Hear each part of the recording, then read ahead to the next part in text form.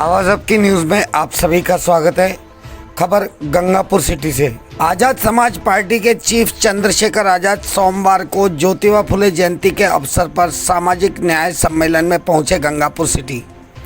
Helicopter से higher secondary ground में पहुंचे आजाद समाज पार्टी के राष्ट्रीय अध्यक्ष चंद्रशेखर आजाद सोमवार को ज्योतिबा फुले जयंती के अवसर पर सामाजिक न्याय सम्मेलन में पहुंचे।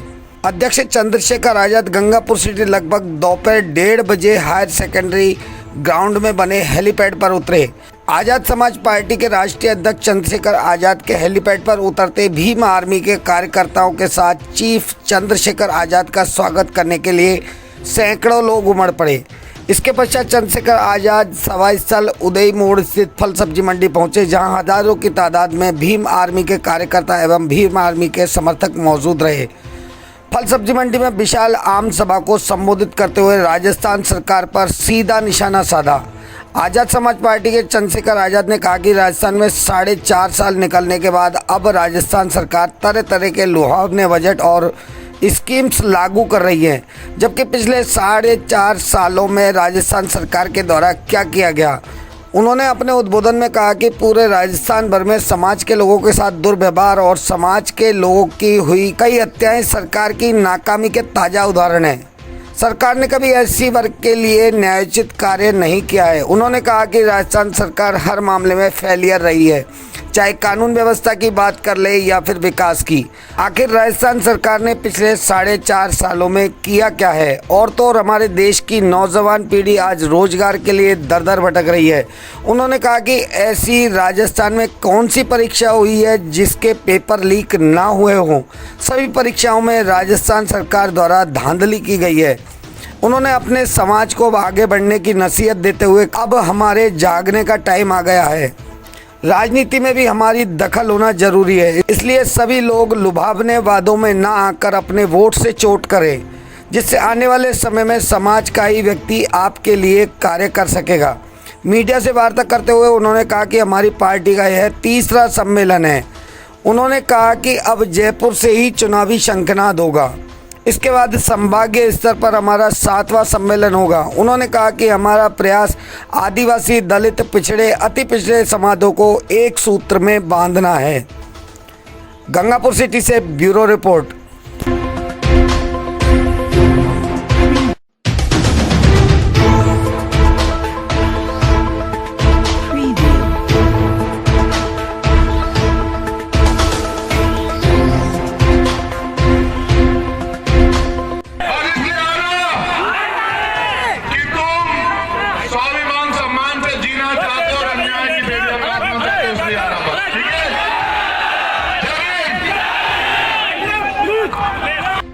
सरकार को और राजस्थान को ये संदेश देंगे कि अगर आप ये चाहते हो कि आपका आदमी सीएम बने तो किससे मांगने का काम बंद कर दो। अगर आप ये कहोगे कि हमने सम्मेलन बुलाया है, भाई हमने महापंचायत बुलाई है इसलिए कि हमारे आदमी को सीएम बना दो। सम्मेलन का आयोजन हुआ है, लेकिन क्या कह सकते हैं कि भीम आर्मी और आजाद समाज पार्टी की ओर से सियासी संगठन नहीं, ये 3रा सामाजिक न्याय सम्मेलन है। हमने हमारी पार्टी और संगठन ने तय किया था कि हम 7 संभागों में सम्मेलन करेंगे और उसके बाद जो चुनावी शंखनाद होगा वो होगा जयपुर से। फिर उसके बाद जो 7वां सम्मेलन हमारा रहेगा जयपुर संभाग वाला, उसी को हम लोग जो हैं वो फिर हम महासम्मेलन करेंगे।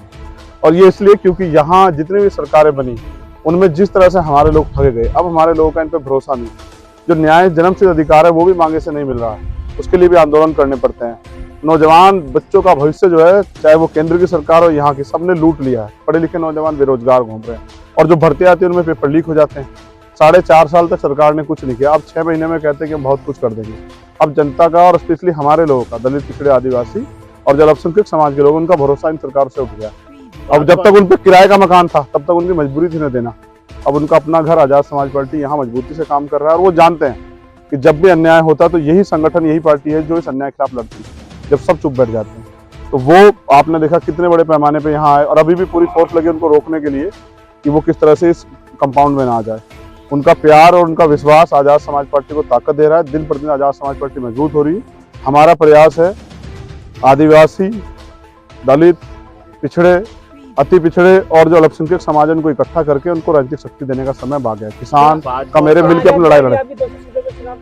इसका फैसला हमारे प्रभारी और अध्यक्ष जी खड़े हैं। उदयपुर में जो घटना हुई, इसका फैसला जो है ना वो पार्टी का फैसला है। उदयपुर मैं तो पार्टी का एक वर्कर हूँ। जो पार्टी का आदेश था, आज सम्मेलन था, मुझे बुलाया गया। मैं आज जो उनका आदेश होगा उसको हम लोग पालन करेंगे। मुझे लगता है आज प्रभारी जी आपको शायद कोई यहाँ के बारे में कोई अच्छी न्यूज भी देंगे। तो हमारा काम है इस अन्याय के खिलाफ लड़ना। और अभी एक हमारे लोगों ने पंचायत की, आपने तो किसी एक साथी ने सवाल भी पूछा था मुझसे, तो उस पंचायत के बाद पूजा भील के साथ जो अन्याय हुआ, उसको किस तरह से जानवर की तरह काटा गया, और बलात्रा की जो घटना है, ऐसी घटनाएं हो रही है, तो इसका मतलब उस पंचायत के बाद भी हमें क्या मिला। और वोट का अधिकार बाबा साहब ने हमें मांगने के लिए नहीं दिया कि भाई हम मांगे किसी से। हमारे लोग उनसे मांग रहे हैं जो खुद अपनी कुर्सियों के लिए लड़ रहे हैं। हमारे लोगों को चाहिए कि वो अपनी ताकत बना ले। तो मैं उन सब साथियों से भी कहूँगा जो इधर उधर घूम रहे हैं कि वो भी आके हमारे साथ खड़े होकर ताकत बनाने में मदद करें।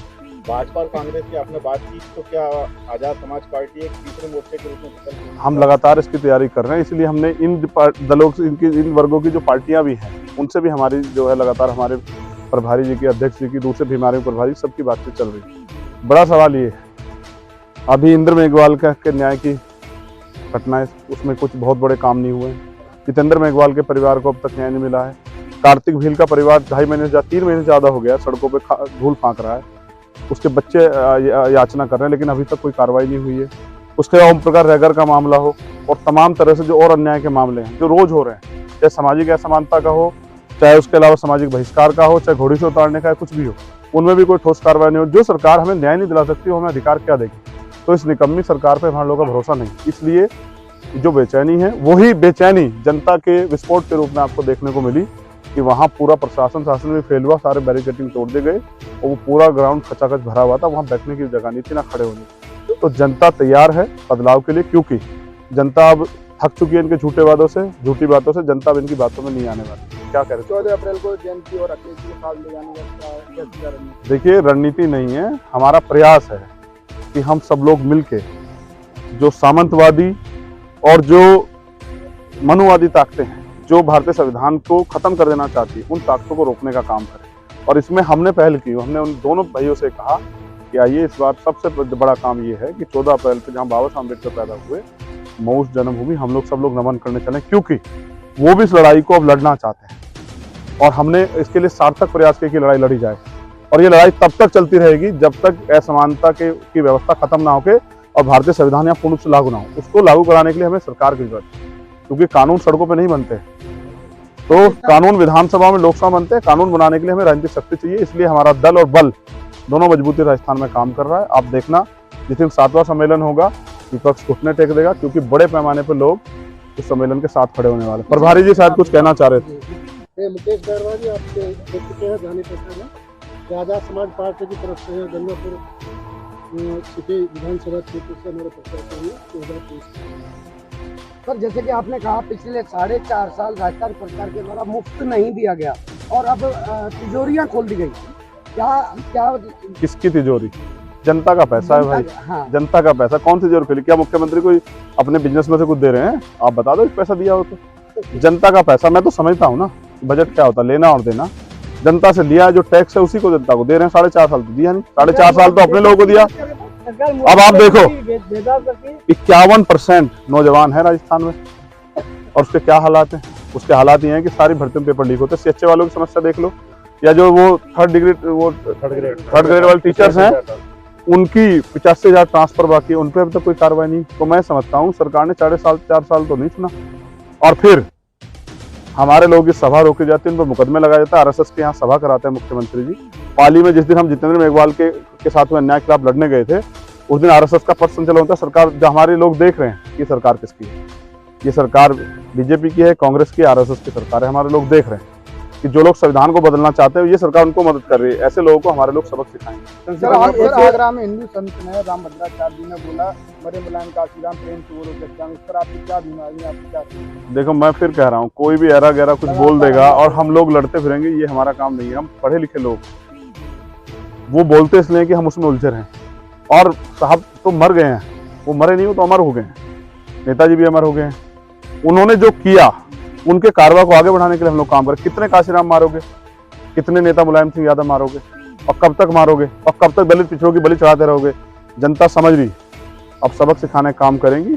जो मुलायम सिंह जी में आस्था रखते हैं, जो काशीराम में आस्था रखते हैं, वो भद्राचार्य जी को बताएंगे। किस दिन पंडाल भी खाली मिलेगा और खाने के लाले पड़ जाएंगे। स्वामी प्रसाद मौर्य पर FIR हो गई नारा देने पर। देखो मैं फिर कह रहा हूँ, ये सरकार तानाशाही सरकार है। जो हक की बात बोलेगा उस पर मुकदमा हो जाएगा। और मुकदमे से कौन डर रहा है आजकल?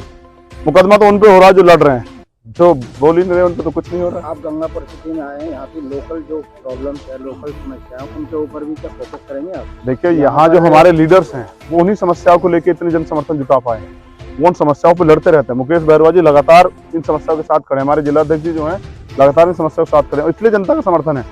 और मैं ये कहता हूँ, मुझे विश्वास है कि उनके नेतृत्व में यहाँ की जनता के जो बुनियादी मुद्दे हैं वो हल होंगे, उनकी समस्या हल होगी और उनको नए अवसर पैदा होंगे। एक सवाल और पूछना चाहेंगे, यहाँ पे एक पांचना बांध है, 16-17 साल से बंद पड़ा हुआ है, उसके ऊपर सरकार कांग्रेस की हो चाहे बीजेपी की हो राजनीति करती आ रही है। क्या आपकी MLA बनेंगे या सरकार बनेगी तो आप खुलवा पाएंगे? देखो मैंने फिर आपसे कहा, आप भी इस बात को कह रहे हैं, आप भी इस बात कह रहे हैं कि ये सरकार यहाँ की जनता से राजनीति कर रही है, ये आपने कहा। लोग MLA बने, अगर मीडिया के लोग भी ये कह रहे हैं कि यहाँ की सरकार यहाँ की जनता से राजनीति कर रही है, तो आप समझो कि मीडिया भी इस बात को समझती है और जनता भी समझती है। मैं आपसे वादा करता हूँ, जनहित का जो कार्य है, जो होना चाहिए, जिसको जनता चाहती है वो होना ही चाहिए, हम उसके साथ खड़े। तो गंगापुर सिटी से आप शंखनाद निश्चित रूप गंगापुर सिटी का शंखनाद और राजस्थान का शंखनाद जो है वो जयपुर से करेंगे। कांग्रेस खरीद लेती है।